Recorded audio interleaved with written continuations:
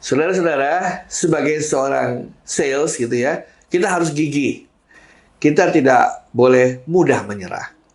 Ketika orang merasa tidak tertarik, kita masih bisa menimbulkan api-api ketertarikan dengan berbagai cara.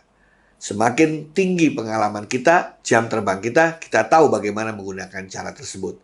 Tetapi ada kalanya kita sampai pada suatu titik di mana yang bersangkutan memang benar-benar tidak tertarik dengan produk atau layanan kita.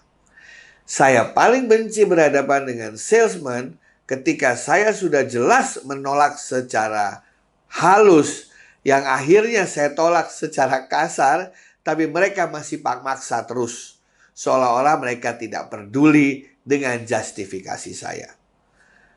Sebagai orang Asia, biasanya kalau kita tidak menginginkan produk atau layanan yang ditawarkan, kita akan menolak secara halus.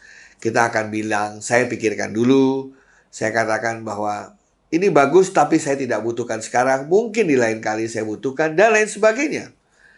Namun jika sinyal-sinyal penolakan halus tersebut tidak dipahami sinyalnya oleh sang sales, dan dia justru nge-push lebih berat, ya, intinya memaksa lebih jauh tanpa memiliki sifat empati, biasanya saya akan marah dan masuk ke dalam mode menolak secara kasar. Kalau dalam di dunia barat tuh dikatakan no means no. Kalau orang sudah mengatakan itu, artinya dia sudah menolak secara kasar. Masalahnya adalah kalau sampai kita ditolak secara kasar seperti itu, artinya kita sudah melewati batas-batas toleransi untuk bisa nge-push penjualan kita.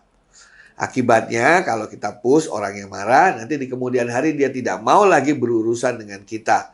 Terlepas dia suatu ketika nanti membutuhkan barang kita di kemudian hari, atau mungkin kita sudah bekerja dengan perusahaan lain dan kita harus bertemu dengan yang bersangkutan. Hubungan, relasi dengan pelanggan sangatlah penting. Mari kita berempati dengan mereka. Terima kasih.